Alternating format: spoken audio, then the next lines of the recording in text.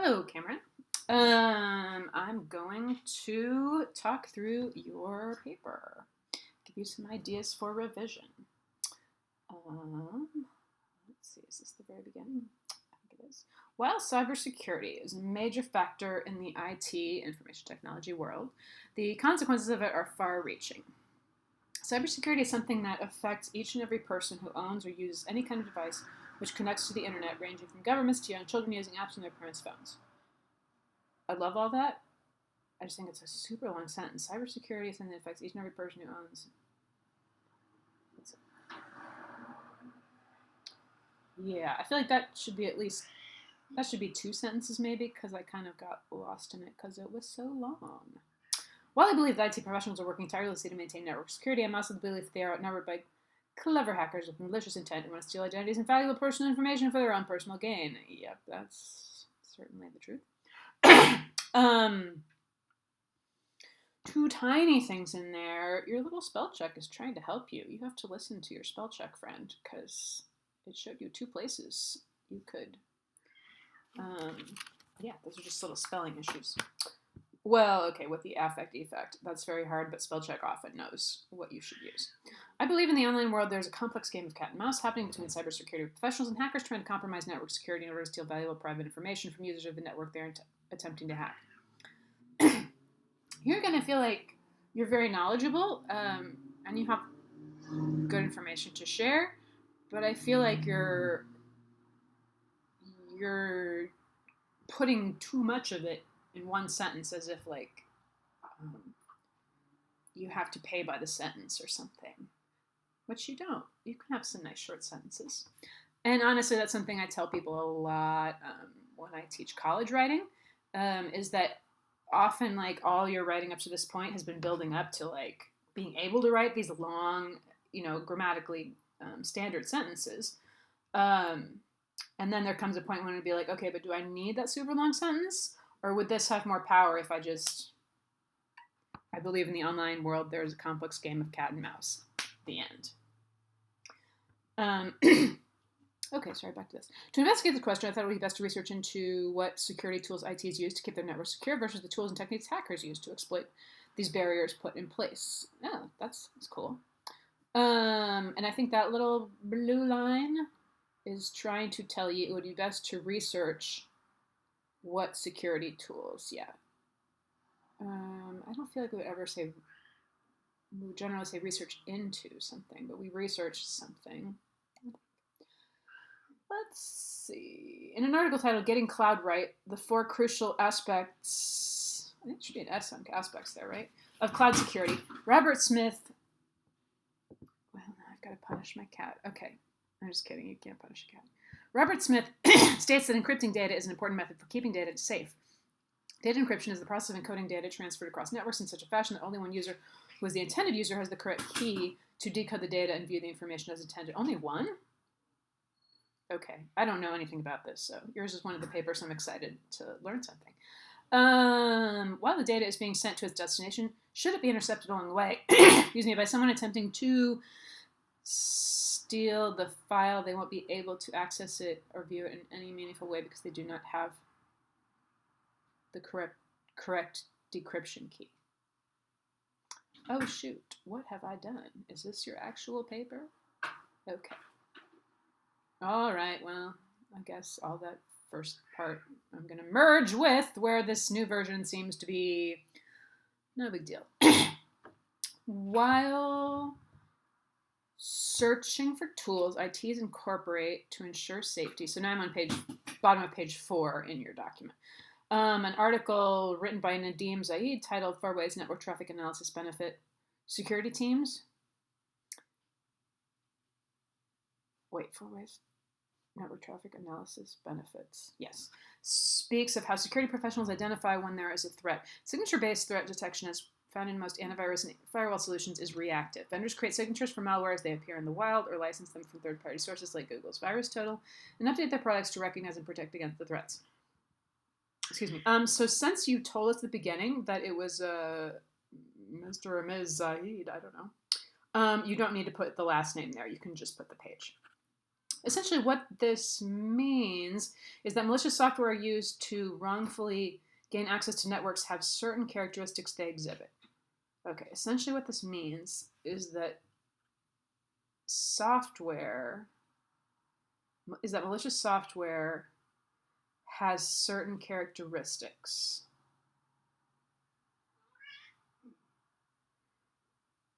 That will send alerts that there is a potential compromise to the network. Okay, so another place, this is definitely going to be a thing for you to work on this semester, is breaking that down and making that at least 2 sentences, maybe more, and just seeing what you could cut out. Essentially what this means is that malicious software used to gain... so for one thing, malicious software used to wrongfully gain access to networks, we already know that you're talking about software used to wrongfully gain access to networks. So you definitely don't need that there. Malicious software has certain characteristics, period. That could be one piece of it. It has tools that will send alerts that there is a potential compromise, and that's something like that. Okay. While there is a useful means to bolster online security, it has its limitations, as the article further explains. These measures are proactive and not reactive. I would definitely start a new paragraph there, because all this was about, it seems like an important distinction for you, right? Proactive and reactive. And now we're going into the proactive part. Definitely need a new paragraph. New malicious software which has no known characteristics can easily bypass this measure. Upon further research, I found another means by which security is ensured online. In the article titled "Getting Cloud Right," the workers blah blah blah blah. Did you already say that? Getting cloud right? Yeah, you already mentioned that, didn't you? Okay, maybe you didn't. I'm confused because the 2 versions, whatever. Details that encrypting data is an important method for keeping data safe. Data encryption is the process of encoding data. Okay, yes, I already kind of read this part. The correct key, I already talked about this. To me, this is an interesting tool because it adds a layer of protection to online security beyond maintaining network security. In the event a network or database is breached, data encryption can indirectly provide valuable information by way of rendering it useless. Wait. It can... In the event it's breached, encryption can indirectly protect information. Okay, another sentence where we just need fewer words there, I think. Because I think what you're trying to say doesn't need that many words, and it confuses me when we have extra pieces in there. The reader, I think it confuses. Not merely me. It's my job. I've been trained to read in the place of all readers. Okay. Well, I do not believe that this measure necessarily tips the scales in favor of security professionals. It does, however, create a fail-safe. You need an A in front of fail-safe. In the event of a security breach. Yeah, I think it needs to be a fail-safe. That's an unusual little phrase. Having explored 2 of the many techniques used to secure networks, it is imperative to look... Okay, so yeah, your little blue friend up there, your little blue line, wants you to change to a different kind of breach, and then it wants you to fix something here. Let's see. Having explored 2 of the many techniques used to secure networks, it is imperative to look, that's why the blue is there, at how hackers bypass security measures to wrongfully access information. One method of doing this is called social engineering. In an article titled blah, blah, blah, details this method. So I think to clean that up a little, an article titled blah details this method, right? When you say in an article, that doesn't quite work. Social engineering is intent to get you to share personal information, usually by impersonating a trusted source. Many types of social engineering bait come in the form of phishing emails, whereas a clever... I think it probably says wherein a clever hacker sends you a message that looks like it's from someone you know, asking you to do something like wire the money or to click download an infected attachment to see more. So I shouldn't have sent that Nigerian prince all that money? This is a clever method. There you go, spell check helping you again, because in this instance, hackers do not need, that's what the blue line's trying to say, do not need to waste their time trying to break through firewalls. They instead bait users to willingly give them wanted information by posing as someone who the person trusts. Okay. The only thing that might make this a little more clear to me is to talk about, when you say someone they trust, it sounds like people that I know, but I feel like much more often with phishing, it's like organizations that you know and trust, right? Like it's saying like, Netflix hasn't gotten your payment for the Netflix bonus stuff that you wanted to get. And then my cousin was like, there is no Netflix bonus stuff. Yeah. Okay. To me, this demonstrates the predatory nature of online hackers and its dangerous proposition because it places the onus on individuals who may not be tech savvy, yes, or are ignorant to what suspicious emails look like. These people are likely unaware of the consequences of falling victim to these seemingly harmless emails. In workplaces, I believe there should be some degree of training. Is this a new paragraph also? A major thing many people are working on in 102, as over the years that I taught it, is making sure that the paragraphs all cover one topic. Which for me in teaching the class basically means that if you have a paragraph that lasts for an entire page, that's too long. I mean, it's not always too long, but for our purposes, I want to make sure you know how to shift to a new paragraph when there's new information.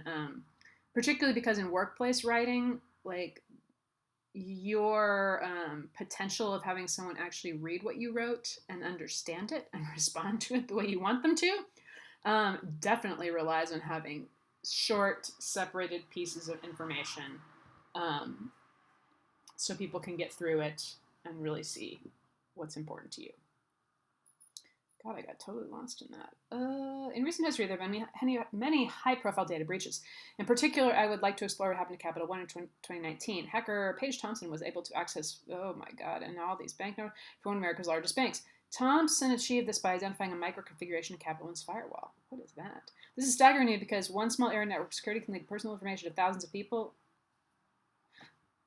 One small error can lead to personal information of thousands of people being in jeopardy. Another thing I feel like I'm just frequently advising people about as a writing teacher is all these little words like at, in, to, with, over, prepositions, which have some kind of basic standard ways of doing them. And sometimes people are not familiar with the common way of doing it. So I just try to be like, this is how people usually do it. Because you want your writing to stand out, but not for that reason, right? Okay, now I'm lost. People's hard-earned money is at stake when talking about securing networks with people, from people, I think you mean clever people like Thompson. Overall, while conducting research for this paper, I learned quite a lot in regards to how online security professionals attempt to keep their networks and valuable information safe. I've learned something too. They have intricate means of doing so. With that said, hackers, on the other hand, have a multitude of ways of obtaining information they desire. They can trick people into outright giving them information, or they can find weaknesses in online security measures. That is my opinion. In my opinion, is the most concerning detail. While ITs are highly trained and use the tools at their disposal well, if any small error is made, like a misconfiguration of a firewall in the case of Capital One, then you are putting thousands of people at risk. Period. I would stop there, right? Another thing that's really great about shorter sentences and changing paragraphs is when you stop things for your reader, they stop and like for a second it kind of hits them. So if you stop at, you're putting thousands of people at risk, period. Before you go on, that gives your reader a minute to be like, whoa, that's really bad. We are all human and are prone to mistakes. Hackers are predatory by nature and flourish off of mistakes made by people trying to protect others. I think you can do better with that. I'm not going to make suggestions, but from the other stuff you wrote, I just feel like if you went over this again, I think you could be a little stronger in your conclusion. Tiny errors can put people at risk. Everyone makes mistakes. Hackers are predatory. Yeah, maybe that paragraph needs to start with hackers are predatory. I don't know, but when you end with hackers are predatory and flourish off of mistakes, like, I don't think you want to end by putting your focus on the hackers. I think you want to end by putting your focus on the IT professionals, because that's what your paper's really about. Okay, so with your works cited needs to be the same size. Those actual words need to be the same size. And they need to be centered and like not bold. Like there's extremely boring rules that will guide you. And there's a few little tweaks you need to make. Capital One looked to the, and then could for security.